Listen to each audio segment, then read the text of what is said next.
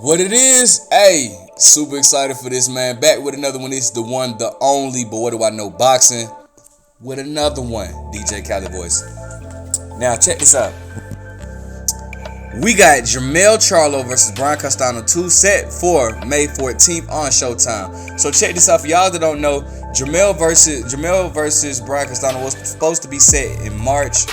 Brian Castano had an injury, something with his bicep or something like that. He had an injury. I did a video on that, man. If you want to know more details about that, tune into that video, man. That's why you guys gotta keep up, man. But we have the rematch. The rematch is now set, and I'm excited for it. It's for the undisputed. I mean, all belts are on the line for 154. This fight makes history. The person who wins this fight will be the first person to win all 4 belts at the division of 154, which is also junior. They either say super welterweight, junior middleweight, whatever. I just say 154. That's just what I like to say. So these fighters will be making history. Well, the winner of this fighter will be making history. That is amazing, man. I'm super excited about this, man.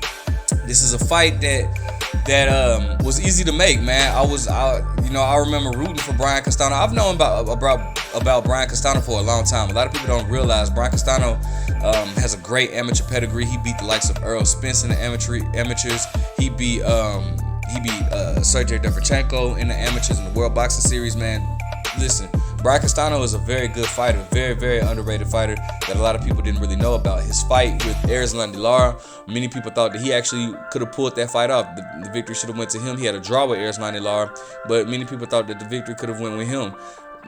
Also, his fight with Patrick Teixeira, I watched that fight. I was rooting for him because I knew right then and there with Brian Castano being a PBC Al Heyman fighter, he was the mandatory for the WBO with Patrick Teixeira. He went over there, beat Patrick Teixeira, and I knew right then and there the fight with him and Jermell Charlo was gonna be made. So the stars definitely lined up for the fans in that situation.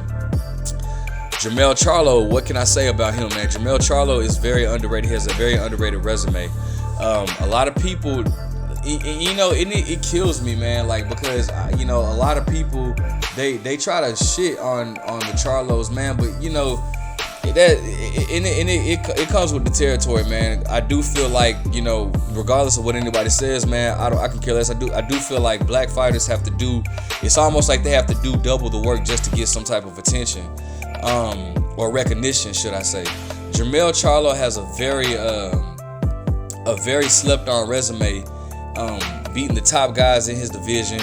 Erickson Lubin, very, very good fighter who's actually supposed to be fighting Sebastian Formello for whatever his last name is, coming up later this month. But been in there with Jason Rosario.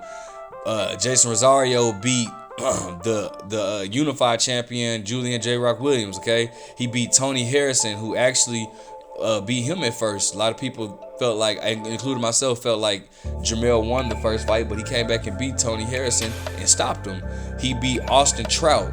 Austin Trout is a veteran that's been in there with everybody. He has a win over Miguel Cotto, close fight with Canelo Alvarez, close fight with his older twin Jermell Charlo. So Vance Martirosyan, a lot of people don't know who Vance Martirosyan is. Vance Martirosyan was actually a top guy at the 154-pound division. A lot of people don't, that he's had, career setbacks. So a lot of people that don't know boxing don't know how much of a threat he was in that division at 154 at the time. Gabe Rosado, who for some reason people like to give Jaime Munguia credit for beating Gabe Rosado, but then want to say Charlo hasn't, which is weird. But anyways, so Jermell has a very slept-on resume. I think his resume is at it'd be like about a B level. It's at a solid B level, but it's a very good resume, man. Very good resume. So I'm super excited for this fight. One thing that I want to touch on that people were saying, and it really irritated me. So when the fight got postponed, when Brian Castano got injured, a lot of people were saying, well, Tim Tszyu, who hasn't done jack shit at 154 yet, Tim Tszyu Why doesn't Charlo fight Tim Tszyu? Because Tim Tszyu was saying he'll step in, and my whole thing was like, why would Charlo fight Tim Tszyu when he has a chance to make history and become undisputed? You know, that fight is. They said that the fight was on there, and they announced that even when Brian was injured, they said it would be pushed a few weeks back. So it was like, why the fuck would you? Why would dude waste his time fighting Tim Tszyu, a fight that doesn't get him anywhere when he can make history fighting Brian Castano? Should he get past Brian Castano? Because bro, it's not a sure set in stone that he's gonna get past Brian Castano. Because Brian, I'll break down that fight later. Brian Castano is a hell of a fighter, hell of a fighter. And I've always stated that. But people it just tripped me out that people were saying that, like Tim Tszyu was saying that he's not a lion, he's a pussycat because he won't fight me. Why the fuck would I fight you a fight that means absolutely nothing? Like, don't get it wrong, Tim Tszyu, you haven't done shit. Who's the biggest name Tim Tszyu beat? Jeff Horn, who got his ass fucking beat, knocked out by Terrence Crawford at 147. Like, Tim Tszyu ain't done shit. Tim Tszyu ain't done jack shit. So don't get it twisted. You ain't done shit, my dude. But should Jermell get past Brian Castano, who's a much bigger threat than Tim Tszyu, might I add, Tim Tszyu definitely gonna get it next. Don't get it twisted, bro.